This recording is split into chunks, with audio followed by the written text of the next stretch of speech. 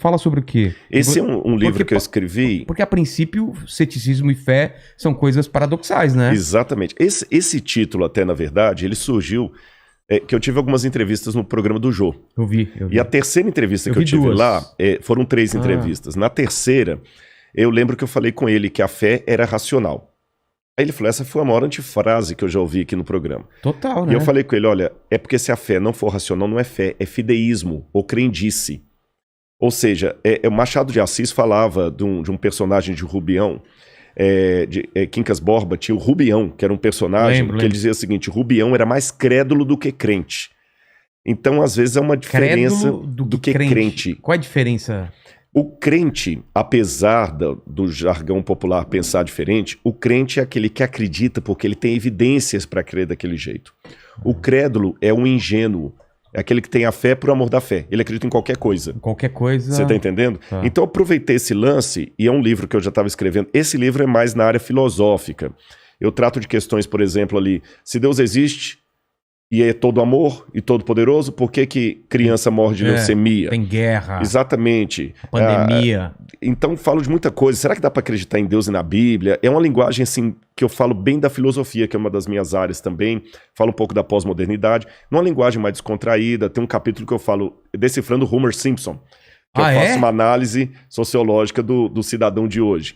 E o título, O Ceticismo da Fé, criou esse paradoxo justamente para mostrar que às vezes é preciso duvidar para crer. Porque se você for olhar bem, vamos pegar o ateu clássico, ou o cientista clássico. Eu estava vendo esses dias aí o depoimento daquele Carlo, fugiu o sobrenome dele agora, que está sendo considerado o novo físico aí para substituir Stephen Hawking, né? Ravaleri, daqui a pouco eu lembro o sobrenome dele. Ele mesmo fala, eu sou ateu, sou descrente e tudo mais, mas eu acredito num monte de coisa que eu não vejo. Olha. E os físicos são assim. Por exemplo, quem já viu a matéria negra? A matéria escura? A matéria escura, energia escura, Não tem nem como provar isso. Multiversos, que muitos físicos falam de multiverso, universos paralelos. Tudo é cálculo, tudo é teoria. Tudo é cálculo. Não tem nada. É verdade. E eles continuam falando firmemente sobre isso. E é interessante que eles até acreditam no que eles não veem. Porque ele foi ao universo, não vê Deus lá, então ele crê que Deus não existe. E é um paradoxo, mas é uma realidade. Até que alguém prove alguma coisa para ele. Para ele, então ele crê no que ele não viu. Como não tem Deus lá, eu tenho certeza que ele não existe. Você tá entendendo? Mas eu acho que na cabeça dele, por exemplo, o cálculo matemático meio que prova que existe essas coisas. Não seria isso? Não há. Na verdade, você tem alguns indícios, mas são os mesmos indícios que um cosmógrafo teísta, que acredita em Deus, vai usar para falar assim, olha, o universo demonstra planejamento. Logo, deduz-se que é um criador. Seria mais ou menos assim, explicando em linguagem simples, aí eu até falo por que eu coloquei esse título. Vamos supor que eu chego aqui no seu estúdio, que aliás, muito legal. Eu já tirei foto aqui, cara, psicodélico demais. Tem muito bacana, coisa, cada muita cantinho. Não, esse chimpanzê aí, se sumir... É você que levou. Eu tô sabendo. Ele tá descolando aqui. Suponhamos que tivesse aqui, entre o seu acervo aqui, no chão aqui, uma latinha com comida de cachorro. Eu não vi o cachorro. Mas eu posso deduzir, senhora, o Vilela tem algum pet de casa aqui. Algum cachorro. Eu falo, mas você viu o cachorro? Não, mas eu tenho indícios que tem um cachorro aqui. Entendi. O ateu, se fizer uma comparação, ele raciocinaria assim, não, eu não vi cachorro nenhum. Tá, mas e a ração? Deve ter outra explicação racional para a presença dessa ração aqui, mas não é que existe um cachorro na casa. A não ser que eu veja um cachorro. A não ser que eu veja um cachorro, eu posso ver a ração, ela não é indício que há um cachorro. Então por que a ração dá? Aí ele começa a trabalhar com outras hipóteses. O Vilela, como ele tem aqui um macaco à mesa, tem um símbolo da Coca-Cola, tem uma geladeira ali da General Electric, ele colocou um objeto também, ponto. Mas ele não trabalha com a hipótese de existir um cachorro. Entendi. Então ele não vê no universo a digital de Deus, mesmo sendo planejado, falando, Deus não existe. Tá, e como é que tudo é planejado? Não sei, um dia saberemos. Eu trabalhei com o título Ceticismo da Fé, justamente, Vilela, porque eu sou cético para acreditar que certas coisas são pura coincidência.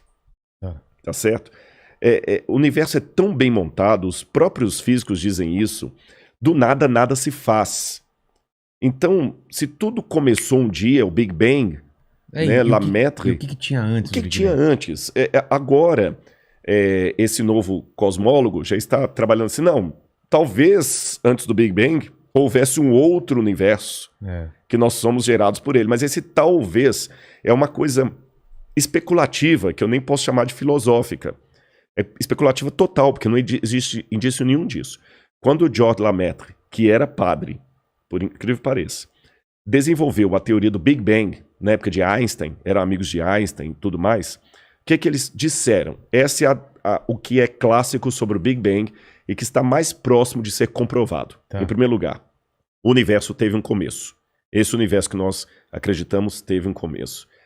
E antes do universo não havia nada. Nem o tempo, nem o espaço, nem a gravidade, nem a energia, não havia nada. Era o zero absoluto. Isso. A incógnita é a seguinte: do nada, nada se produz. Ex nihilo, nihil fit, diziam os latinos. Se não havia nada, por que hoje há algo? É uma pergunta que já vem desde Parmênides. Por que existe algo ao invés de nada? Eu sou cético demais para acreditar que do nada pode sair tudo. É mais sensato para mim acreditar que existia uma causa primeira, para citar o Aristóteles aqui, essa causa primeira que deu origem a tudo que existe e ela mesma não pode ser dimensionada ou delimitada pelo tempo, pela gravidade, porque essas coisas partem depois dela. E a teologia vai chamar essa causa primeira de Deus. Tá certo? E alguns falam, não, eu acredito em qualquer coisa, menos Deus. Eu prefiro acreditar na possibilidade de ter tido um universo anterior ao nosso. Tem aquela teoria do efeito sanfona, né? Ele vai se expandindo, depois contrai, explode, etc. Só que quais são as evidências científicas para isso? Zero absoluto. Né? Então, apenas sabendo, a gente só sabe que o universo está se expandindo, isso sabe. Exatamente. Então, na verdade, eu sou tão cético quanto os ateus. Quanto os cientistas. Sim, só que o meu ceticismo me conduz a dizer que havia uma causa primeira e o ceticismo deles conduz a dizer que havia talvez um multiverso ou um outro universo. Vê se eu estou falando besteira. Existem lacunas e os ateus preenchem essas lacunas com alguma coisa e você e eu, que cremos em Deus, a gente preenche com outras coisas. É isso? Sim são lacunas. E não, são lacunas. É só que essa frase, o Deus das lacunas, ela acabou... Existe isso? Existe essa expressão, o Deus das lacunas. Não sabia. Só que ela é dita numa forma pejorativa, sabe? Ela é dita de uma forma pejorativa, como se fosse assim, o crente, o crentez, até para falar numa linguagem bem vulgar assim. Não tem explicação, assim, não tem explicação, é Deus. Bom, não tem explicação, é Deus. E isso acaba caindo realmente de uma forma caricata. Fácil, né? É exatamente, porque existe também o acaso. Eu tô conversando com você aqui, eu posso derrubar esse copo e cair no chão e quebrar. Não é um milagre. É um milagre, ou o diabo que derrubou, o Deus que derrubou. Então, realmente é uma forma caricata de falar da fé. Eu não acredito que seria simplesmente o Deus das lacunas. É a lógica que me permite preencher essa lacuna com uma hipótese, que a minha hipótese é a hipótese teocêntrica, a hipótese